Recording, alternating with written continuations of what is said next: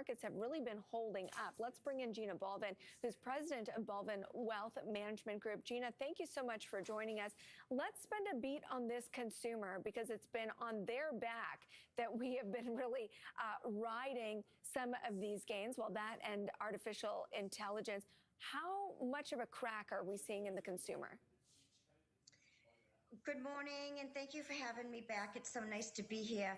You know, we are seeing that the consumer is slowing, and really, I'm wondering, really what took so long. They have been spending money like crazy since the pandemic, and we're starting to see them slow.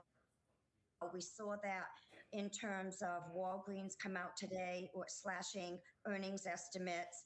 We're also seeing that in Walmart and McDonald's that's coming out with value meals. We're seeing the consumer is under pressure. But while the consumer is slowing, we also see another side of the economy like travel picking up. In fact, Carnival Cruise Lines is booking into 2025. And just last weekend, TSA announced it was the busiest travel weekend ever. So while the consumer is cranky and not happy because inflation is still too high for them, they're still spending some money, but they're being a little bit more frugal. I guess how much of a risk is this to the broader markets? Because if the higher end is holding up, if we get some sort of pullback in asset prices, does that introduce a vulnerability? Some vulnerability into the consumer. Well, if you want to follow the consumer, you really need to follow the jobs market, because the consumer is actually 70% of the entire economy. But you really need to look at jobs. And as you mentioned, we did see initial claims inch up a little bit today. We are seeing some weakness in the labor market, but I don't think this weakness is recessionary. I think that this is happening finally after we've gone from 0 to 5 in historic record time on interest rates. And the question really is, what took so long? I think when we talk about the economic data like this, it actually makes sense that the S&P 500 on an equal weight basis has basically been flat, right? It hasn't had momentum because momentum in various parts of the economy is slowing. The market weight is doing fine because it's got the tech stocks propping it up. Absolutely. To your point, the S&P is up about 14, 15%. The equal weight is up about 4%.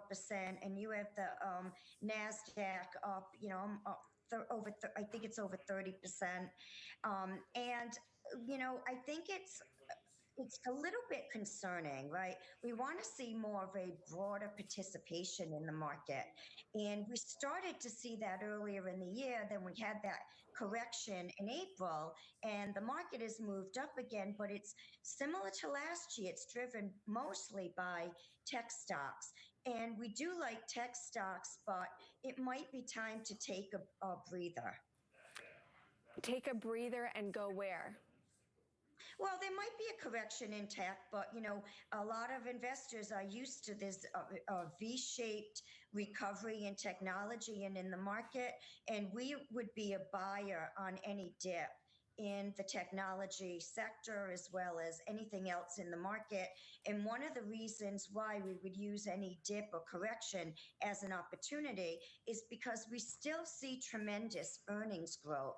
So earnings growth consensus for the S&P 500 for even into 2025 is double digits, almost about 14%. So if we go back to fundamentals and we're following, some of the reasons to buy stocks, it really is about good and consistent earnings growth. And do you think that those estimates for earnings growth are vulnerable? Do you think they're accurately reflecting some of the underlying weakness that we're seeing? Because it's one thing to say, yeah, we're expecting this kind of great double-digit earnings growth, but I feel like people always look at the back half with these rose-colored glasses. Well, so say if earnings growth isn't 14 or 15% and it's 10%, we're still seeing healthy earnings growth. And let's also talk about consumer spending. wage growth is slowing, which is going to slow demand, and that's going to contribute to inflation coming down. We have a big day tomorrow where the PCE is coming out, and we've seen 2 months in a row of softer data on inflation. And this is also going to help consumers in terms of purchasing power. So while we're seeing a slowdown in the consumer, we're seeing a slowdown in the economy, GDP is still positive and we're still seeing earnings growth. So a slowdown doesn't necessarily mean a recession. Gina, thanks so much for joining us with these insights. That's Gina Bolvin joining us from Bolvin Wealth Management Group. We're going to take a quick break. When we come back, we are looking for opportunities outside